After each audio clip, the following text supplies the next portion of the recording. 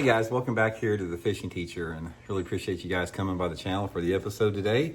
And guys, today I want to talk about a late season jerkbait technique that I've been catching a bunch of fish on the past couple weeks. It works for me every single summer this time of year, and it has been for like 20 years.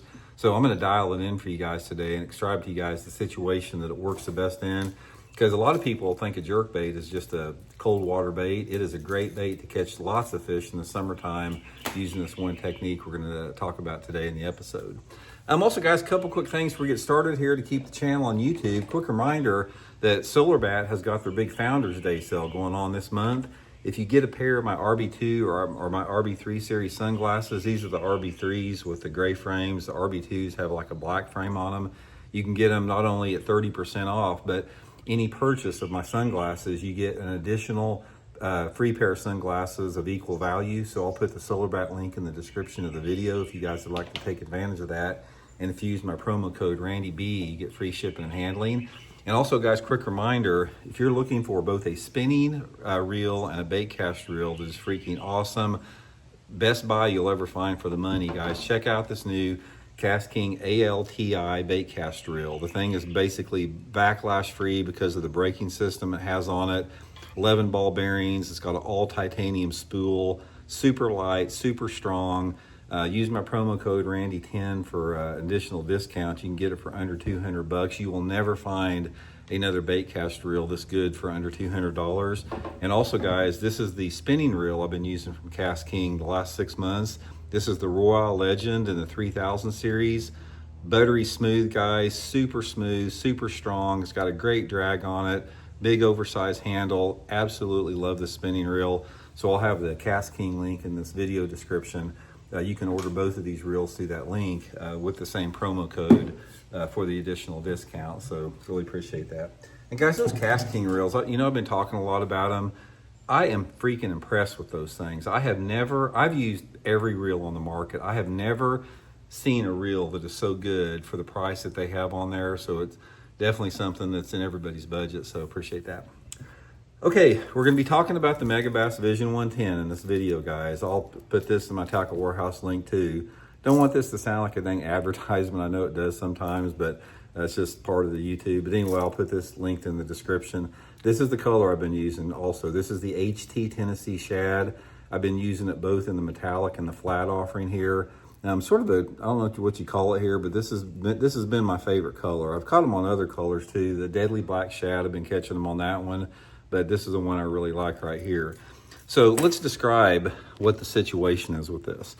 Okay, I had the same assumption a lot of people did forever, that a jerkbait is just a cold water bait.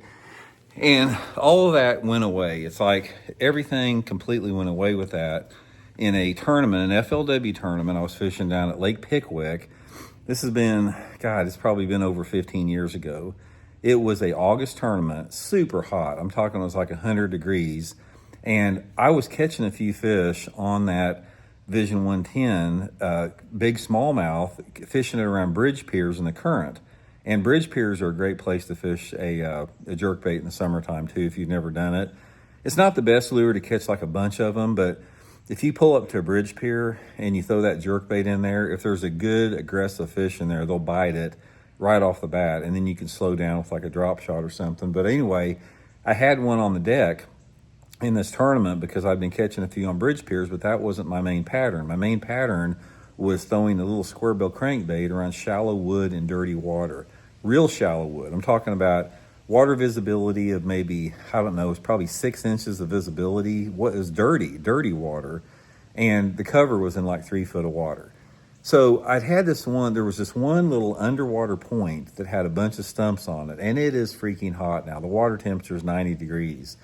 Dirty, muddy water. And I caught 5 or 6 fish on that crankbait on this point that had some underwater stumps. You could see them, they look like dark spots in the water. So I could tell there was a school of fish there, and I, caught five or so off of it, and then they quit biting. And I just said, I had the jerkbait on the deck. It's like I just had it there. I wasn't fishing it back in that dirty water, but I just had it laid out. Shad pattern jerkbait, Megabass Vision 110. Anyway, I threw it up there, kept my rod tip high, and jerked that jerkbait next to those stumps. First cast, I caught a 5-pounder on it. And that told me right there that a jerkbait can catch them in hot water, just as good as anything else. So over the course of the next 10 years or so, this time of year is a really good time of year in my part of the country, like Grand Lake and Lake of the Ozarks and Table Rock, to fish boat docks, like with a spinnerbait or a chatterbait or crankbait, just throwing a crankbait or spinnerbait or something down the sides and the corners of those docks. Those fish will suspend underneath them. I started throwing a jerkbait around them, guys, and started freaking whacking them on that Vision 110. They bit it 10 times better than a spinnerbait or a crankbait. So this is the technique I want to talk about. If you have a lake that has floating boat docks in it, they can be residential docks, they can be condo docks, they can be marina docks or whatever. If you have a lake that has water visibility of less than 3 foot, it's not really good if the water's clear. You might catch one occasionally on it, but they're usually smaller ones. It works better if you have water visibility like between 1 and 2 foot. It's perfect for it. Like Grand Lake in Oklahoma, ideal situation for it. Take that jerkbait, and when you come up to a dock, make one long cast right down the front of the dock, as close as to the dock as you can get to it, and just jerk it down 2 or 3 feet underneath the floats on the dock. And then once your boat gets close to the front of the dock, cast down both sides of the dock, so you can actually cover, if you're accurate with your cast, you can make 3 casts and cover the whole thing. Sometimes if there's not a boat in there, I'll throw it in the boat slip. And guys, those bass, there's a ton of bass suspended on those docks in the summertime, and that jerkbait will catch them better than any lure that you can throw. It creates a reaction strike with it. Now, the hard part about it, guys, is you have got to get that jerkbait next to that dock. If you try to cast that jerkbait like 2 foot away from the dock, you're never going to get a bite. You have to get it within a foot of that dock to get a bite. And this is the hardest part about this technique, because if you hit the dock with the jerkbait, a lot of times you're going to break the lip on it. So you got to be careful. And normally what I do is I try to really position my boat just right where I can make that cast and account for the wind or whatever that may be blowing that day. But if you can get that jerkbait close to those docks, guys, you can catch a bunch of fish. I mean, I've had numerous 30 and 40 fish days in August and September doing that. Now, you're not going to catch many good ones. I mean, a 3-pounder is a good one, is a real good one. Most of the fish that you catch on them are usually 12 to 15 inches is like average with it. But they get on them, man. It's a great way to catch them this time of year, better than about any other lure that you can throw.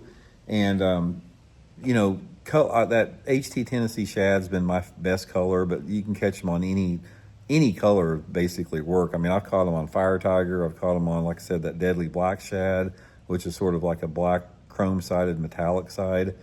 And it's just a great way to catch them. I fish it on a spinning rod. I'll fish it on that Mega Bass whip snake, usually with like 10-pound test, Seaguar and Vizex fluorocarbon, and just cover as many docks that I can. Especially concentrate on the corners. Those fish love to be on the corners of those docks. And another thing, guaranteed fish on this, guys, if you have like a wave break or something like that, those fish love to get on those wave breaks, like the tire reefs, something like that. It's just a fun way to catch them. So anyway, just another technique to file our way. Hope it helps you guys out. We'll talk later.